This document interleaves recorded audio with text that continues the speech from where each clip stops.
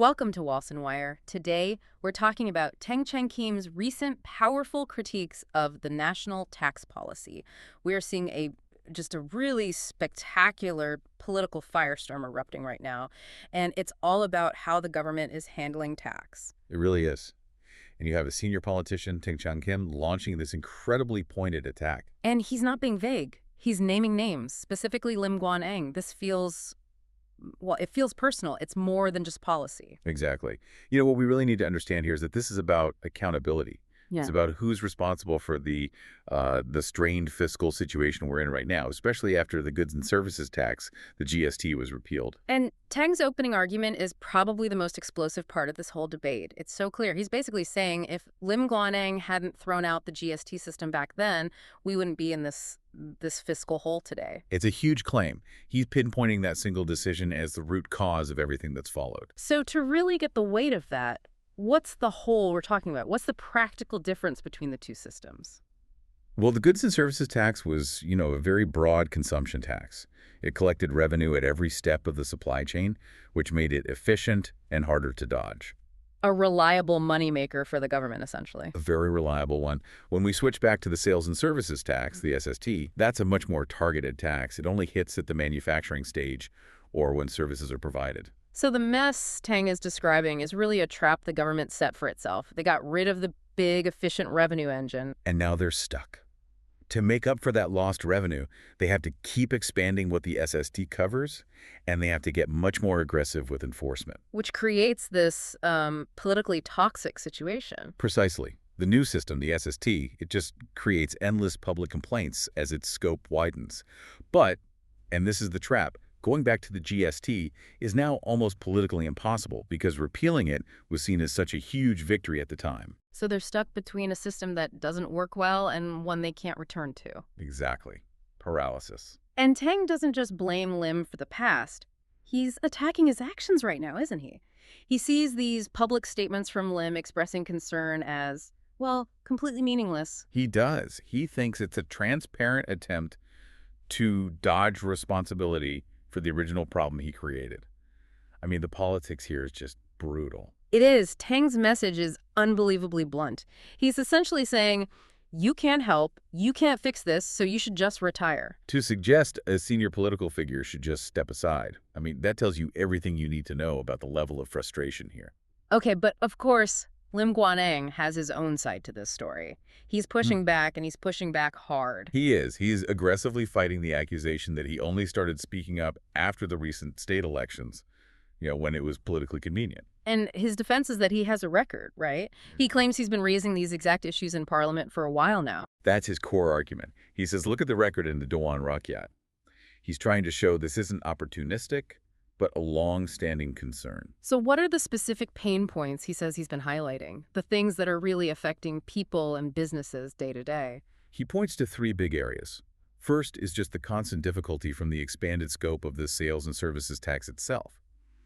As the government tries to get more money, the list of things getting taxed just keeps growing.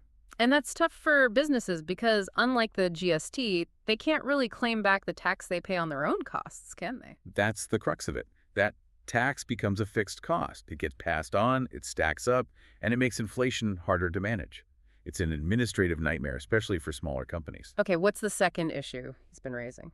The second is the whole switch to electronic invoicing or e-invoicing. It's a modern idea, sure, but the transition has been difficult. I can imagine, especially for smaller businesses that don't have fancy accounting software or IT departments. Absolutely. The upfront costs, the training, the risk of penalties if you get it wrong. It all drains resources from companies that are, already running on thin margins. And the third one, this one feels like it's been a problem forever. The delayed tax refunds. The cash flow killer. We're not talking about small change. For some businesses, we're talking about tens, even hundreds of thousands of ringgit that the government owes them. Money that's just frozen, capital that's taken out of the economy while they wait. And for a small business, that delay could literally be the difference between making payroll that month or not. So Lim's defense is that he's been shouting about these specific practical problems in Parliament all along. So really, they both agree the system is causing a lot of pain. They just fundamentally disagree on who to blame for it. Is it the original sin of repealing GST, or is it how the current system is being run? And that's the perfect way to get into the most, let's say, heated part of Teng Chang Khim's critique. Because he didn't just go after Lim. He went after the tax collectors themselves, the Inland Revenue Board. And the language he used was, frankly, shocking for a political statement. It was. He described their enforcement as being like people carrying the blood droplet everywhere to rush people to their deaths. That's incredibly graphic imagery. It paints a picture of a predatory, almost life-claiming approach. What does that actually look like for a business on the receiving end? It looks like extremely hostile action with very little room for discussion. Things like freezing a company's bank accounts with almost no warning, or imposing massive fines that can wipe out a company's cash reserves overnight. It forces businesses into a corner where they might have to sell assets just to pay a tax bill. That's where the claiming lives analogy comes from. It pushes them toward financial collapse. And this is happening while, as you said, the government is often late in paying back its own debts, the tax refunds. That's what makes it so infuriating for people. Teng is furious that not only is the government failing to refund people, but they also won't let taxpayers just use their overpaid balance to offset future taxes. So wait, let me get this straight. If you overpaid by, say, 100,000 ringgit last year, and you owe 80,000 ringgit this year. Logically, you should just be able to use your credit, and the government would still owe you 20,000. But that's not what's happening. No. The system is forcing you to pay the new 80,000 ringgit in cash now out of your working capital, while you continue to wait indefinitely for them to maybe someday give you back your 100,000. That's a double hit. You pay them while they hold your money hostage.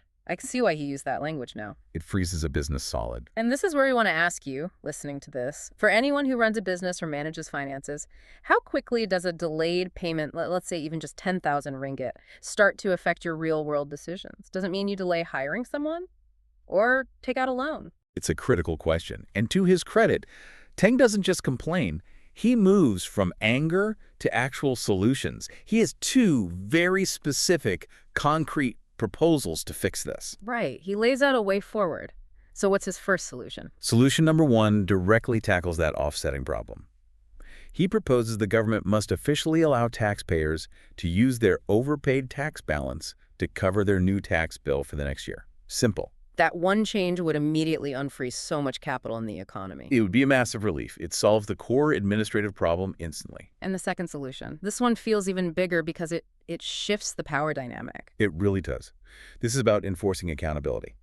Solution number two is a mandatory penalty on the government for being late. A penalty. Yes. Specifically, for any tax refund that is overdue for more than 1 year, the government must pay 3% interest on that amount until it's fully paid back or offset. 3% interest. Paid by the government to the taxpayer. That completely changes the incentives. Right now, there's no cost to the government for being slow. In fact, it's an advantage for them. They're getting an interest-free loan from citizens and businesses. Teng's idea flips that. If they know holding on to your 100,000 ringgit for extra month will actually cost them money. Suddenly, processing that refund becomes a top priority. It's using financial incentives to force the bureaucracy to be efficient. Exactly. And Teng was very clear about the stakes. He ended with a warning to the ministers. He said if this situation continues, they should just wait for their pensions. Which is a political threat, pure and simple. He's saying this issue is so toxic it could cost them their jobs. It's a genuine threat to their political survival. So when you boil it all down, this isn't just a technical policy debate anymore. It's become this huge public fight over who is accountable for the very real economic pressure people are feeling. From the very top, the GST versus SST decision, all the way down to the aggressive tactics of the Inland Revenue Board. And just, the basic failure to give people their money back on time. And really what this whole thing shows is just how crucial it is for any tax system to be fair and predictable. You can't just focus on collecting revenue. You can't. You had to have processes that work for the people paying the tax. The slow refunds, the heavy-handed enforcement. These are the things that destroy public trust. Teng's proposals, at least, offer a path to start rebuilding that. It definitely leaves you wondering, doesn't it? How much blame lies with the person who designed the system years ago versus the people who are running it so poorly today? Remember to like and subscribe for more videos like this.